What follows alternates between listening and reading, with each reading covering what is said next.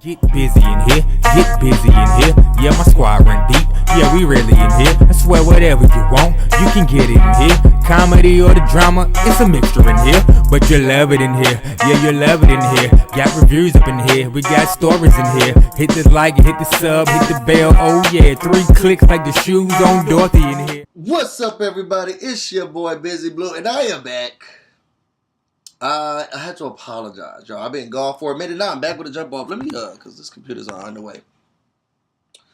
But I'm gonna do another video about that at another time, at another day. Right now, we are about to get into the Real Housewives of Potomac. I am here to do a recap and review for the Real Housewives of Potomac recap and review. Today, we're recapping and reviewing season 4, episode 5. Candace's wasn't a good look. That's what I'm gonna entitle it. Candace's wasn't a good look. I enjoyed the episode, but Candace, it just wasn't a good look. I was gonna say something about it being like a filler episode, but I don't like when people call it filler episodes. Like, these episodes help lead to sometimes like larger or set the mood for like larger conversations or contexts later on in. So when some people are like, I remember I was watching one reviewer and they were like, the second episode or something was the filler episode. That seems like a pivotal. I mean, it wasn't a lot going on, but it seemed like a pivotal moment in the show where we're going to be talking about it, in a lot of episodes. Like, it can't be a filler if we're going to continue to go back to it, but I'll leave it alone. So let's get into the episode. So we start off where we left off at the dinner. And Giselle's talking to Karen, and Giselle's basically saying, Karen, let me just tell you something. I want to thank you for coming to my Every Hue Beauty, thing or whatever that I had with my girls. I really love the support, But what I didn't like is that, the person who helped me get my product into Target, you went and just, spilled everything to her. When, how much the price point, all the, what stage you're in. You were in discovery phase that day, okay? And I've been asking you these questions for months, and I just don't understand it. So this is twofold for me, because on one hand, and this happens throughout the whole episode, in my opinion, because I could see where they were going had they made the right argument, okay?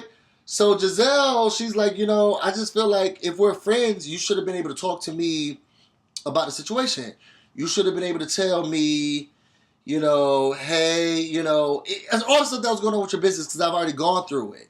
And there's no reason for you to not tell me or hide or not say anything, And Karen's like, well, look, I now feel comfortable to, tell what's going on with the business. I didn't feel comfortable prior to. I feel comfortable now. So, Giselle's just like, yeah, but, if we're friends, then you need to be able to da-da-da-da. And it just took 1 second for you. Karen's like, you know what? Okay, I'll be right back. So she gets up, she goes, and Candace follows her. At the table, Rob is talking about some, oh yeah, I'm just saying it's about friendship. Why would you tell some random person this and that? When Candace goes to Karen, she's like, hey, are you okay? She's having a moment. And Karen's like, yeah, but y'all got to think about it this way. This woman has not been, she wants to say, oh, we're friends and act like we're friends, but she hasn't been playing the most friendliest role. She's, if there's something going on, she's asking about the business, she's poking fun, she's doing all of that. And I don't know if her support has been genuine. So why would I talk to her about what's going on in the business? Now, if I done met a real professional, okay, the person who got the stuff into the stores, now I'm ready to, be honest and say what I need to say. So I got what she was saying. Back at the table, I can also see what Giselle is trying to say. We're friends, and you should be able to talk to me about things that you're working on or what's happening, because maybe I can help you because I've gone through the process. And if we're trying to rekindle or rebuild or, strengthen the friendship that we have, I don't understand why you wouldn't talk to me about it, but you'll rather go to some random, maybe that's why later, oh, she gets even more inferior. Ooh, now the pieces are connected, especially from Giselle's standpoint. But why would you go to some random person when you have you should be able to find solace in telling me because we've been friends for so long and maybe I can help you out. So she basically comes back. Just Karen and Candace basically come back to the table, and she's like, "Look, it's just about boundaries. I'm going through a lot, and we just have to. There's just not. I'm not at that point right now where I want to discuss. But I apologize if you feel like I didn't trust you. I didn't want to talk to you. Da da da." And Giselle, she's she opens that, she welcomes that, but she still feels some type of way about their friendships. Are we friends or are we not friends? At the same time, Candace is talking about, wanting to also do therapy. I can't remember if it's Karen or if it's Giselle. One of the two, she asked about therapy. Like, hey, whoever's your therapist, let me know. Put me on game because I want to go to a therapist too. Now, Candace is struggling with dealing with her mother. She basically lets it out that, hey, having my mother as a therapist, I was always psychoanalyzed. I can't even eat the cereal right because she's trying to judge, based on what cereal box I pick, what type of person I am. Oh, Cheerios? Okay, she's some individual who likes Scandinavian designs. So, and she's trying to put those boundaries. She just needs help with that. And she's basically talking to, the table about how she's always been basically analyzed and looked down upon, or not looked down upon, but she's always had to deal with a therapist, somebody counseling her, and a therapist in the home, but never for her good. She said one time that her mother told her, oh yeah, you are bipolar or something like that. Can therapists? I don't think that a therapist can a therapist diagnose bipolarism? Isn't that something that has to do with like your neurons or something like that? Does a psychiatrist, what is she a psychiatrist? Who can diagnose bipolar disorder? Is it a therapist? Is it a counselor? Anyway, fell for her, no. After that, just, okay, hold the phone. Katie in this wig. Burn it, okay? Burn it. What's good? Her regular hair looks so good. Who told her that this wig was a good idea and to continuously wear it throughout the show? It's a no for me, ma'am. It's a no for me. It's a no. Anyway, Candace, Giselle, and Katie, they go back to the room, and Giselle basically is telling Candace, like, oh, it seems like you got a better hold on, Karen than we do, what's going on. And Candace is basically saying, hey, Karen is going through a lot. And I think that it's imperative at this time that we meet her where she is in her journey to getting back to where she was, her journey of grief, and how she's dealing with, just a lot. Karen has been a strong woman. I remember I was talking to my babe, and I was saying how throughout this whole time, Karen has had to deal with people looking into her finances, stuff all in the media about her husband, the businesses, why they're moving, whether or not they're moving, her mother dying, her father dying. She loves her kids. She has she has this big old house with nobody to share with. Her husband has to work overtime to try to figure things out. Now that her dad's passed away and he's right next to him in line, is he gonna be next? And then the people that she wants to actually be friends with, impress, and all of this stuff, they writing shirts and doing pizza game. Y'all saw how the producers had to put Giselle in place? Because Giselle's like, oh, I don't understand why I need to be second. She's the one who did wrong to me. What did I do? That producer was like, well, let me help you. Let me help you out here, okay? And just, Karen, I commend you for your strength and your tenacity. So basically, she was like, look, we just have to meet her where she is, try to deal with her with care, handle her with care as she goes into this next part. So then after that, we have Katie, who's like, do you guys get the sense that Ashley is pregnant? And they're like, no, we definitely don't think that Ashley is pregnant, but I don't know if she's even trying to get pregnant. Because she's been drinking like she's thirsty, says Candace, and Giselle was like, that's normally when the girls drink. But and Candace, this is what I'm gonna. And I love you because we went to HU together. Speaking of, y'all, how about one of my best friends, because me and Candace, we actually were in school at the same time, right? One of my best friends calls me, right? And y'all know I love reality, love Real Housewives franchise, just the black ones. And he's like, BusyBlu, have you ever heard of this show called Real Housewives of Potomac? Yes. I mean, what's going on? Do you remember Candace from school? Because she's on the show.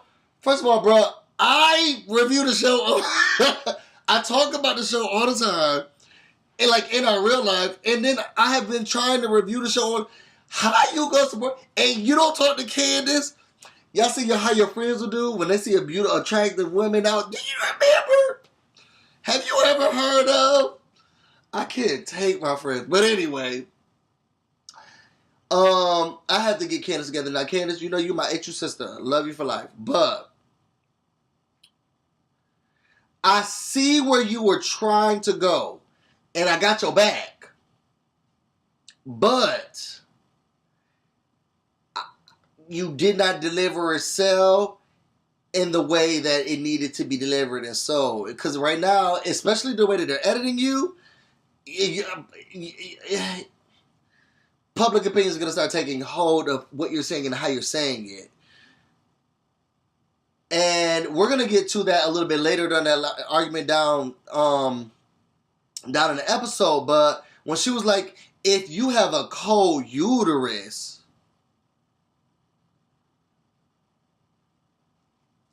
I see where you're going. Like, I see where you're going. I see what Candace, we're gonna talk. We're gonna talk. But anyway, at the end of the day, Giselle was like, so you don't feel like she's trying to get pregnant? And Candace was like, I don't know. So we keep moving. Next day, Ashley got her period. She's a little sad and upset about that. We see Karen and Monique. They're sitting down to have breakfast. I missed part of the episode, so excuse me if Karen talked about something that I don't know about. But I did catch when Monique was talking about having a rainbow party for her rainbow baby. I think that this is, and I'm thinking to myself, can we just do rainbow things? Actually, happy Pride Month to all my LGBTQ community members out there. But say you lost your job and then you got a new job. This is a rainbow job. Like, what can everything just be? Because I love this. So basically, the rainbow baby is the baby that comes, after the rain, comes the rainbow. And it's that time of moving to that next period, and it's beautiful. And I love that. So, can everything just be a rainbow something? But she is, now that she's having a rainbow baby, she's having a rainbow party. Miscarriages are very hard. I don't know. I feel like I've talked about one on my channel before that me and one of my ex-girlfriends had, and it's a struggle. And to be in a marriage and wanting to just have children, that's even more hard than I would assume than like the one I had, which the baby came out of. It was a oops baby, but we decided to keep it and lost it. So, I love the fact that, now she's in a better place. She's keeping it and she's like, honing in on what she should or shouldn't do, why not, that she's having it.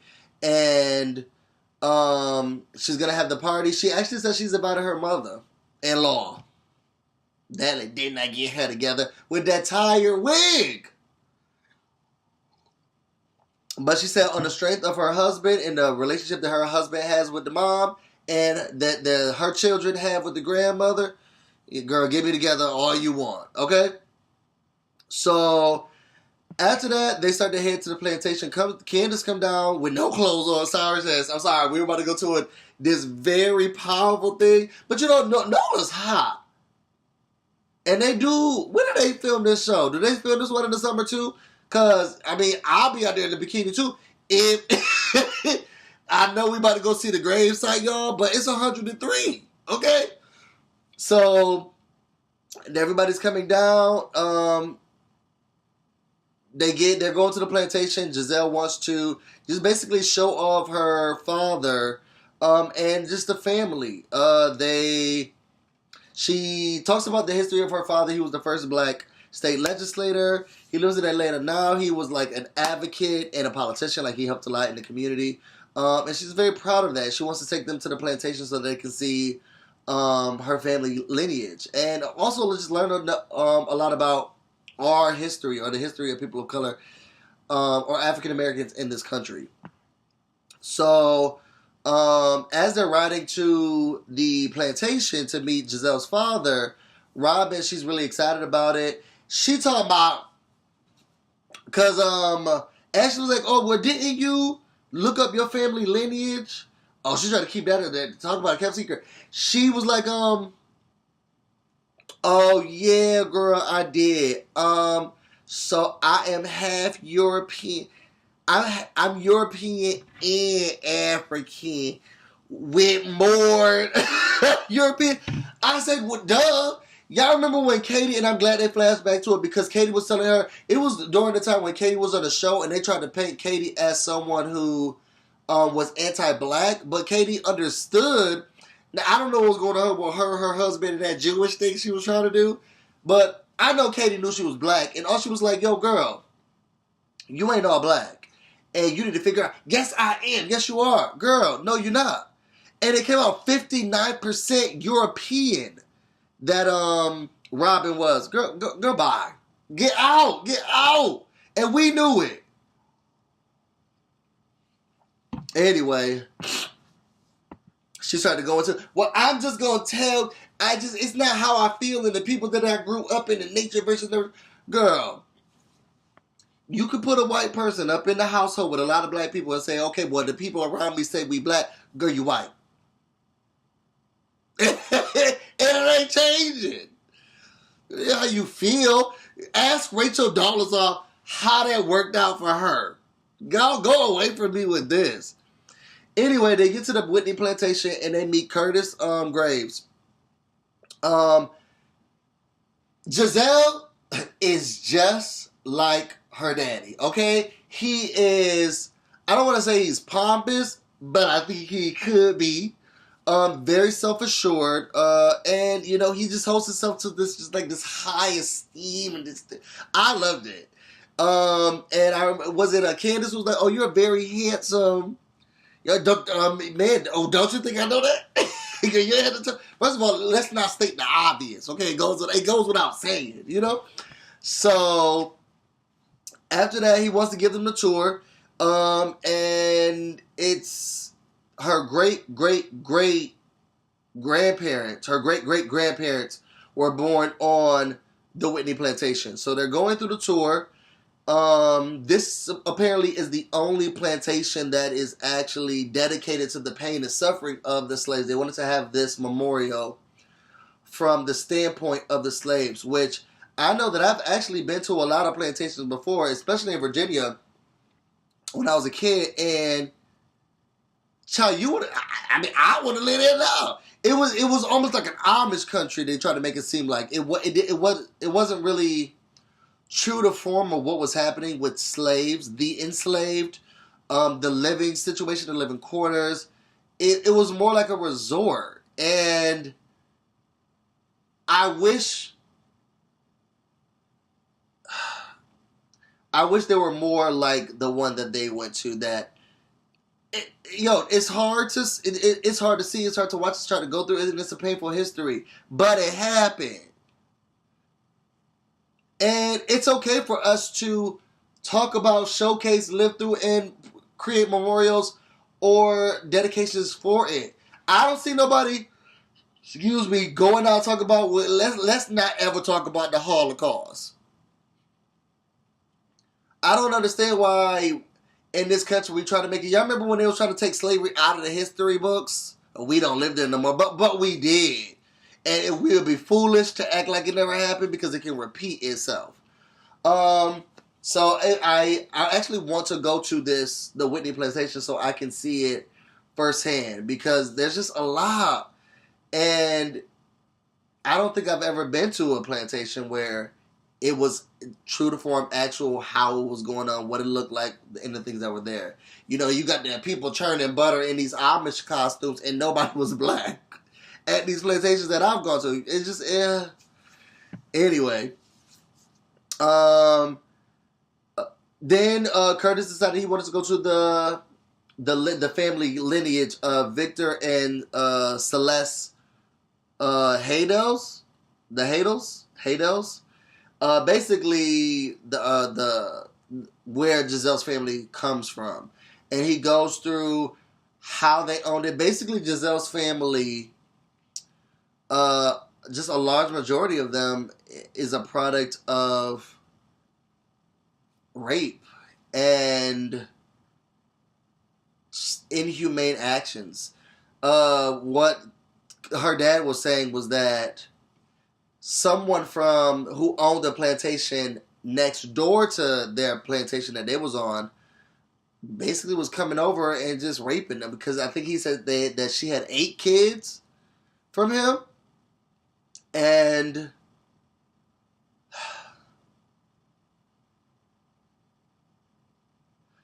it was hard to listen to, and I think that from my perspective, now as y'all can see, I'm black,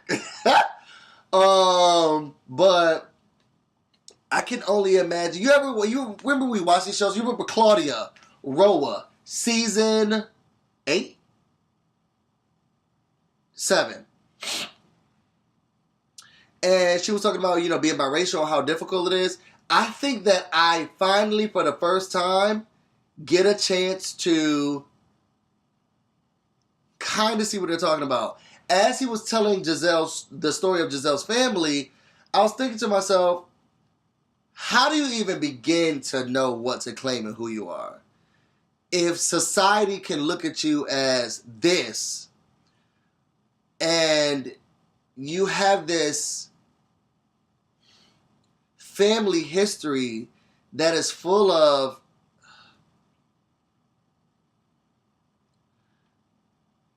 basically you're half, in the beginning your family was half white. And you weren't claimed. They're not going to claim you. They're not going to talk to you. You're still a slave. You're not part of my family.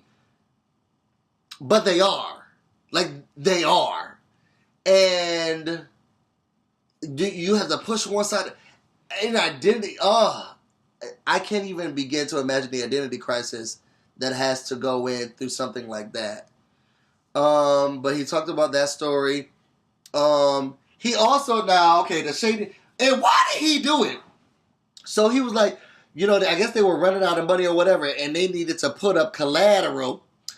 Carrie, you know all about that. Where was that shade from? Did I miss something? Why did he go in on Carrie like that? And he's like, you know I'm talking about, you got to put up some collateral. She's like, yeah. Oh, yeah, Why was he going so hard on Carrie like that? Just the shadiness was all together. After that, they go see the memorial of the children who passed. I'm like, I can't even talk about that. What I will talk about, though, Katie, whatever medication, I promise you guys she's on mood stabilizers. Whatever mood stabilizers you're on, whatever your prescription is, I need you to send it to me. Everybody else was with an umbrella, sad, teared up. Katie, no umbrella, sunglasses on, standing like this. I said, I don't know what she's taking. Okay. I'll take 2 months worth. Okay. She was just out of it. I love Katie. Go back to the episode. She was out of it. Just gone. Okay. After that, they went to go see the walls of all of the slaves from, I think he said, from across everywhere. And the wall was dedicated to with their names and their stories. I loved how they had like a lot of the names were just their first name. Like they didn't even want to claim the name that they have, because I know that a lot of slave histories, a lot of people's names come from whoever owned them. Like my family, ours doesn't. I think that they like denounced that and then they came up with something totally different. But I do know that there are a lot of names that came straight from whatever their slave owners' names were. That's the name that they took on too. And it didn't help. It didn't give them any power or anything. But on the wall, I could see that there were just a lot of first names. It was like, look, girl, my name is this, and it ain't that. I'll have a last one, okay? After that, the tour kind of ends. Curtis talks to the group, and he's saying how he's been wanting to have this conversation and talking to his kids and his family about this for a long time, but he had to wait till they were older, because when you're young, you don't really care about stuff like that. You're not looking into it, but as you get older, you get to see the importance of it, the gravity of understanding where you came from, and then how to detail that and talk about it with your kids. So I love that. After that, you got Monique. She's talking to her husband. They're about to go out. She was saying how, she fit into she got a little bit bigger in the outfit that she was wearing, but she's ready to go out. Karen's talking to her husband. This was just a very hard time for her. It was very heavy to even see all of that stuff on top of the grieving that she's going on with. And she was like, look, I'm not even going out to party with them tonight because I can't deal. So they're getting ready to go out. Everybody's getting ready to go out except for Karen. Giselle's like, look, we're going to do a whole different Mardi Gras, even though it's not Mardi Gras. She feels some way about Karen not coming, but it's like, hey, I understand. Then she gets on the phone to check and see where everybody is. Karen's on IG Live. Now, I was just talking to y'all about this because a revelation came. Y'all remember when I was just saying she was feeling some type of way about her not coming to her friend after, Giselle kept trying to ask Karen several times, what phase are you in? What's your price for? How can I help you? She wouldn't say anything, but now she's giving it up to the randos. She's sitting here grieving, but she doesn't want to go out with the people that she cares about. She is on IG Live talking about who she like and who she don't like in other countries. And now I can kind of understand a little bit more what Giselle's saying. Not that she's right. I can see where it's rooted and founded in. Like, yo, I'm trying to be friends with you. I'm trying to care for you. I'm trying to just have fun, and we'll go out and we'll just let loose. And you'll sit here and rather talk to Bonquisha, from the Netherlands that you ain't never met. Talk about grieving or not. Basically, Giselle started trolling. You're like, oh, we out here, what's going on, da-da-da. And Karen's basically ignoring them. The people on the live wasn't helping. It was sad. But I understood where Giselle was coming from now as she was trolling on the page. Like, yo, why you trying to sit here? Let's go out and have fun. If Monique could come out here carrying that big old baby in her stomach, then you can come out with those raggedy braids. You know what I'm saying? So after that, we have them going out. Robin didn't leave with them. Robin's always late. Robin's always late.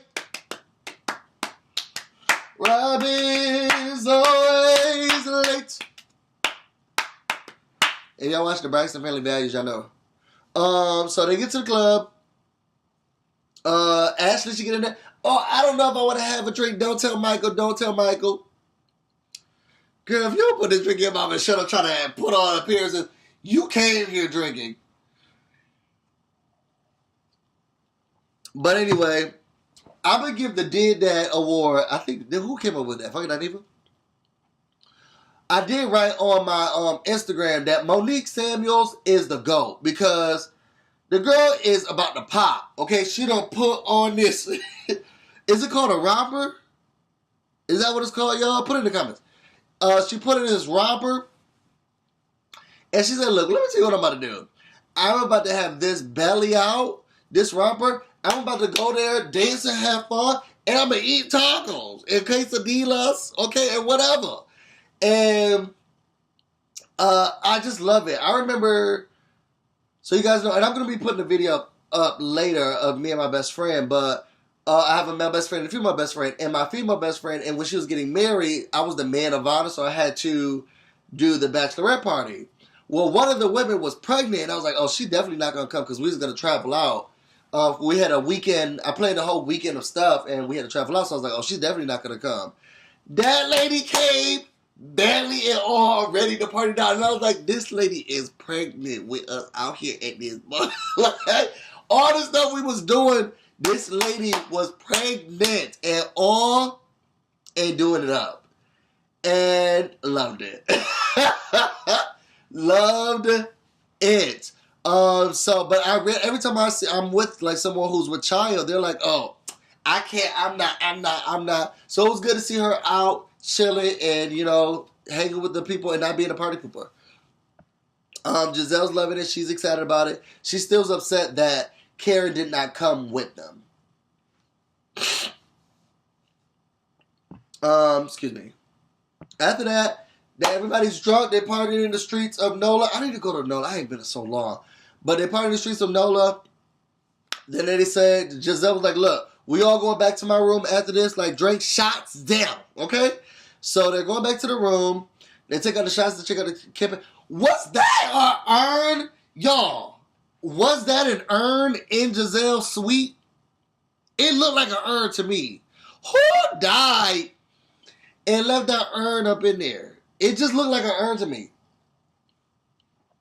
So, anyway, they all having fun. They're all talking.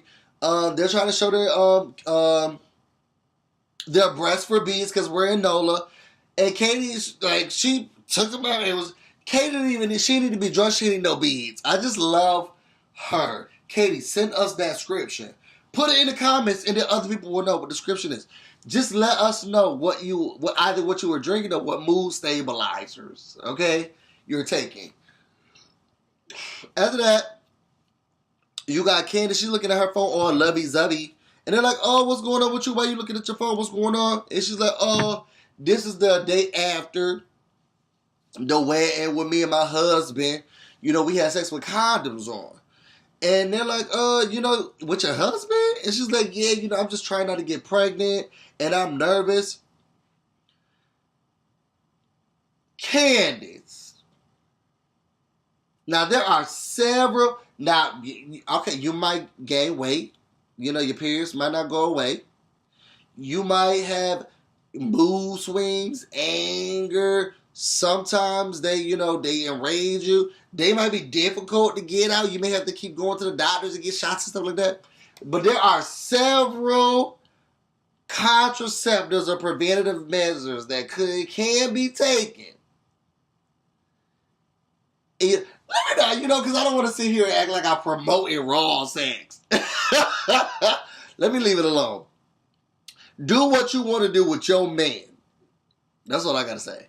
So they talk about all of that, and then, you know, Ashley, she's talking about her and her baby and this and that, and Giselle lets the cat out of the bag like, oh, well, talking to Candace doesn't even think you want to get pregnant anyway.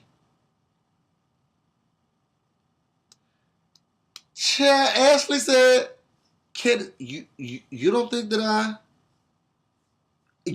I'm trying to have a baby? Candace said, Who said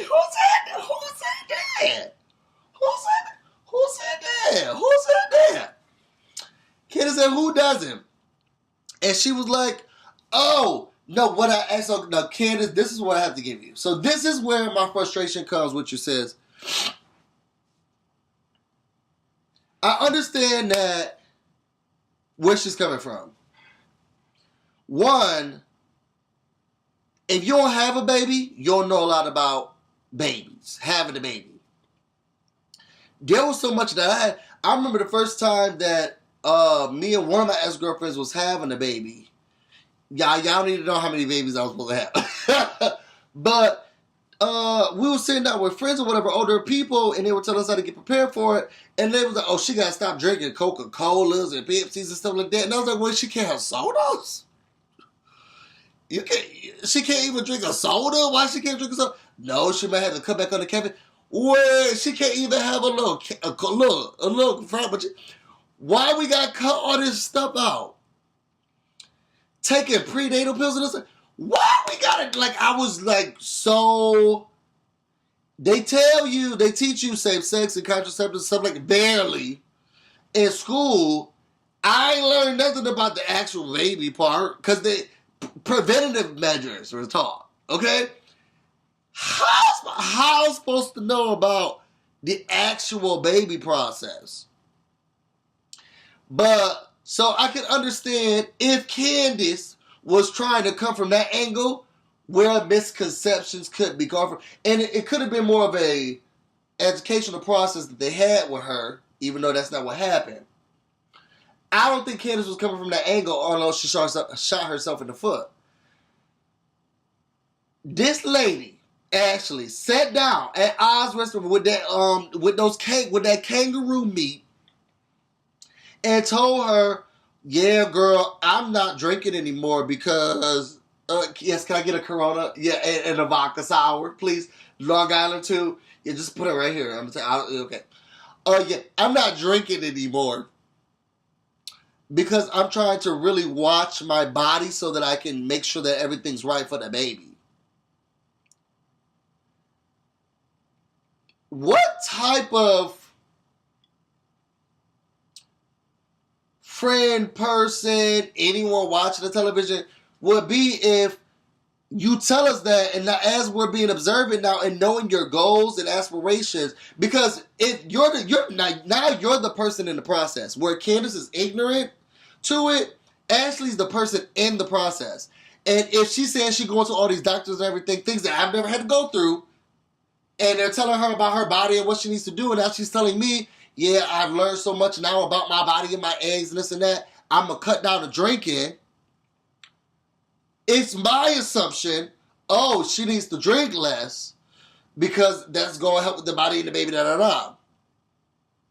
And then I see you drinking. Oh, girl, you're not trying to have it. Then you're not trying. I think that it follows straight logic for those who are unsure or don't understand or haven't gone through the process of having a baby, but learning about it through someone else's scope. The problem was Candace ain't saying any of that. And this is when it was so hard to watch because Candace, you're my second favorite. Ashley's my first favorite. But it was hard to watch you go down like this. It was hard. This was not a good episode. It wasn't a good episode from you. And the things that you poked on, the things you put out, it wasn't a good episode for you, sis. So Candace started to go into, oh, it's not that, it's that I don't think you're sure. Actually, it's because you're not sure. And Candace's like, no, I'm just worried about how much you're drinking. And, if I was going to be trying to get pregnant, I would be drinking less. And again, it's a misconception about, getting bait. I don't want to say misconception. You are taught that, drinking, alcohol and drugs are definitely bad for the fetus and the baby or whatever. I don't know what time that started, when it started there. Like, you know what I'm saying? So, if I'm trying to have a baby, then I'm going to take the process to make sure that anything that can harm it is going to be taken out of my diet. I would assume. Not that people don't have oops babies. And crackheads do, because Monique was like, I done seen crackheads with babies. So have I. And I've grown up with and went to school with those babies.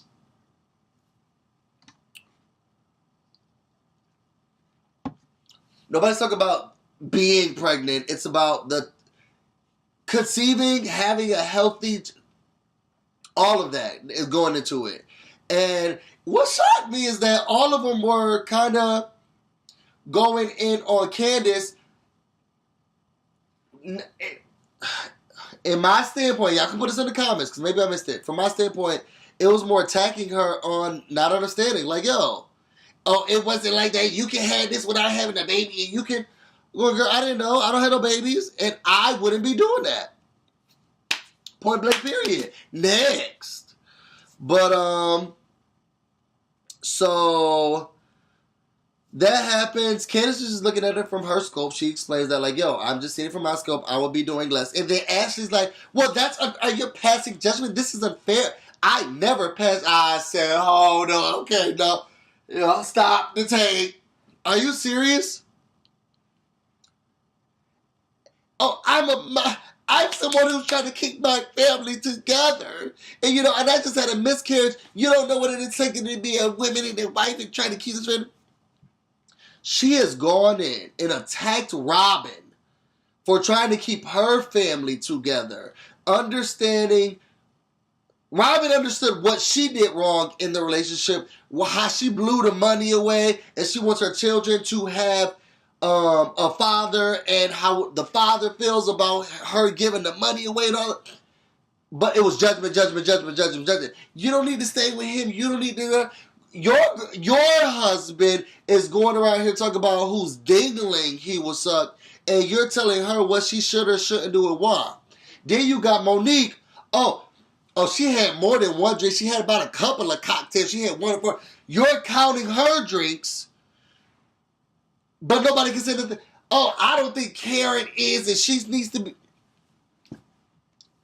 If anything, and I don't want to say this because I don't believe this for true, but Candace ain't nothing but the new Ashley. And girl, you the first victim. You're having a moment. Enjoy it. Okay? Giving us Portia. Anyway, the conversation turns from the pregnancy part to the flaws, and then who's pointing out whose flaws or whatever. And then, you know, Ashley just goes and says, I fight for a feeling, I fight to it, I see where everybody's coming from. I see that Karen is grieving, and it took me a while. I actually made a drastic move, and I shouldn't have, when my father passed. It takes a while to get over the passing of parents, and she had two parents in a short amount of time, moving, financial issues, problems with her friendships, stuff like that. I also see what Giselle's saying with, I'm just trying to be a better me and moving with our friendships. And it's tough when you're trying to make changes and they're not being appreciated or reciprocated right away. But those people also need time. I see where Ashley's coming from with, you know, I can drink all I want to drink. It's not going to stop me from being pregnant, and I want to get pregnant. I can also see where Candace is coming from. Well, girl, we sat down just a couple of weeks ago in front of that kangaroo meet, and you told me you weren't drinking to help you with your pregnancy, so that's where I'm getting this from. It was just a lot. I don't know. What do y'all feel? Tell me how y'all feel about it. This is getting a little lengthy. Tell me how y'all felt about it. Who you agree with? What side were you on? It was a lot. It was a lot to handle, but, you know, I'm here for it. If you want to know more about me or anything else I'm doing, you can find me at on Twitter and on Instagram, BusyBlu, no space, no E. You can also find me on Facebook, the BusyBlu, the fan page. I think that's everything. I have a couple of videos that I need to edit and get up, and I promise you I'm going to get it up to you guys. I promise you. I'm about to go get busy, and you guys stay busy. Till next time.